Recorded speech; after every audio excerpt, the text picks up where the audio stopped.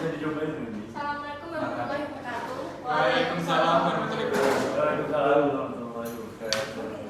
Di sini saya akan mempresentasikan tentang pendaftaran tanah secara sistematis.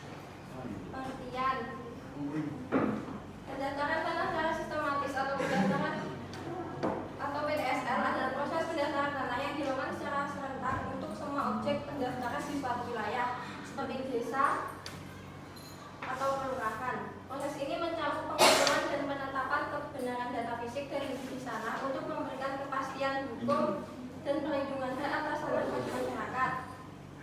Tujuan PDSL ada 4. Yang pertama, mewujudkan kepastian hukum, memberikan jaminan hukum bagi pemilik tanah melalui penerbitan sertifikat yang sah sehingga mengurangi sengketa dan konflik pertanahan. Yang kedua, percepatan pendaftaran tanah, pendaftaran seluruh bidang yang belum terdaftar di Indonesia dengan target semua tanah terdaftar pada tahun 2025. Yang ketiga, meningkatkan kesejahteraan, mendorong pertumbuhan ekonomi nasional dengan menciptakan iklim investasi yang kondusif.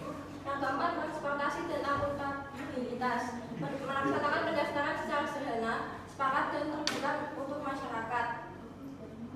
Dasar dan landasan hukum: yang pertama, Undang-Undang Pokok Agraria Nomor 5 Tahun 1960 tentang peraturan dasar pokok agraria. Yang kedua, peraturan pemerintah 24 tahun 1997 tentang pendaftaran tanah. Yang ketiga, PMA 33 tahun 2016 tentang surveyor kadaster berlisensi. Yang keempat, 4 PMA 35 tahun 2016 tentang percepatan pelaksanaan pendaftaran tanah sistematis lengkap. Yang kelima, petunjuk teknis melaksanakan pengukuran dan pemetaan bidang tanah sistematis lengkap. Target PDSL adalah untuk mendaftarkan seluruh bidang tanah di Indonesia yang belum bersertifikat dengan harapan semua tanah terdaftar pada tahun 2025. Program ini bertujuan untuk memberikan kepastian hukum dan perlindungan hak atas tanah bagi masyarakat serta mengurangi sengketa tanah secara signifikan. Dengan pencapaian ini diharapkan masyarakat dapat mengakses sertifikat hak atas tanah yang sah dan meningkatkan kepercayaan terhadap sistem pertanahan di Indonesia. Proses PDSL: yang pertama, langkah-langkah pendaftaran tanah, yaitu perencanaan dan persiapan, menetapkan lokasi dan membentuk panitia adjudikasi. Kedua, penyuluhan pemberikan informasi kepada masyarakat mengenai proses pendaftaran, pengumpulan data fisik dan di sana yang akan didaftarkan, saat tanah melakukan verifikasi terhadap data yang dikumpulkan. Yang kedua, pengajuan permohonan. Calon peserta PDSL datang ke posko pendaftaran untuk mengajukan permohonan pendaftaran tanah. Yang ketiga, pengumuman data fisik dan juridis. Setelah pengumpulan data dilakukan pengumuman selama 14 hari untuk memberikan kesempatan bagi masyarakat mengajukan keberatan atau tanggapan terhadap data yang digunakan. Proses ini bertujuan untuk memastikan kepastian hukum dan perlindungan hak atas tanah bagi masyarakat. Pembagian klaster terdapat: yang pertama, klaster bidang tanah belum terdaftar yang memenuhi syarat-syarat untuk penerbitan nomor hak atas tanah. Klaster kedua, bidang tanah yang tidak dapat diberikan penerbitan nomor HAT karena terdapat perkara di pengadilan. Klaster 3, bidang tanah belum terdaftar tetapi tidak dapat dilakukan penerbitan nomor HAT karena tidak memenuhi syarat. Klaster 4, bidang tanah terdaftar yang belum terpetakan dalam peta berdasarkan aplikasi KKP. Tantangan dalam pelaksanaan pendaftaran tanah sistematis lengkap meliputi kendala dalam pelaksanaan program. Yang pertama, koordinasi yang lemah, keterlibatan pemerintah desa dan stakeholder seringkali tidak optimal, menghambat efektivitas program.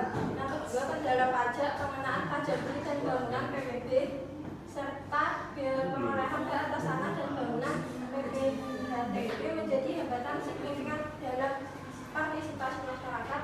Yang ketiga, sosialisasi yang kurang efektif, kurangnya pemahaman masyarakat tentang pentingnya sertifikat tanah mempengaruhi tingkat partisipasi.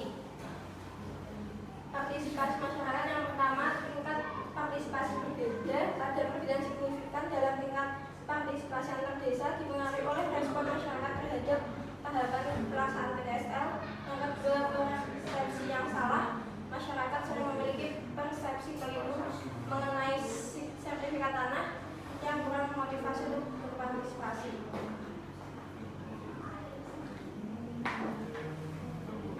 Pentingnya pendaftaran tanah sistematis lengkap bagi masyarakat.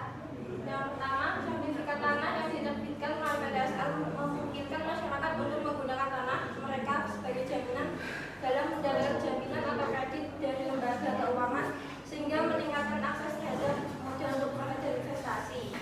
Yang kedua, PDSL membantu pemerintah dalam pengelolaan sumber daya alam dan tata ruang yang lebih efektif, mendukung pembangunan perkebunan di tingkat lokal melalui PDSL. Masyarakat tidak hanya mendapatkan manfaat langsung dan kepastian hukum, tetapi juga berkontribusi pada pembangunan ekonomi dan sosial yang lebih luas.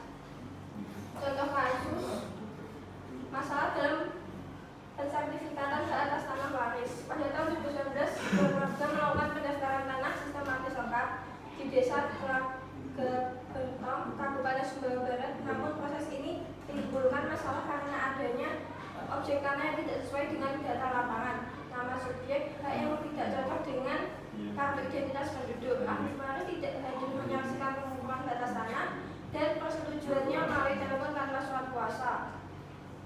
Masalahnya ada 4. Yang pertama, data objek tanah yang salah. Lokasi dan luas objek tanah tidak sesuai dengan kondisi lapangan. Yang kedua, nama subjek yang tidak cocok. Nama subjek tidak match dengan kartu identitas penduduk. Yang ketiga, ahli waris tidak hadir. Ahli waris tidak present untuk menyaksikan pengukuran batas tanah dan memberikan persetujuan formal. Yang keempat, perwakilan ahli waris yang kurang formal. Perwalian ahli waris yang di bawah umur dibuat secara tertulis tapi tidak berdasarkan penetapan pengadilan atau akta perwalian yang dibuat di hadapan notaris. Sekian dari saya, ada salam.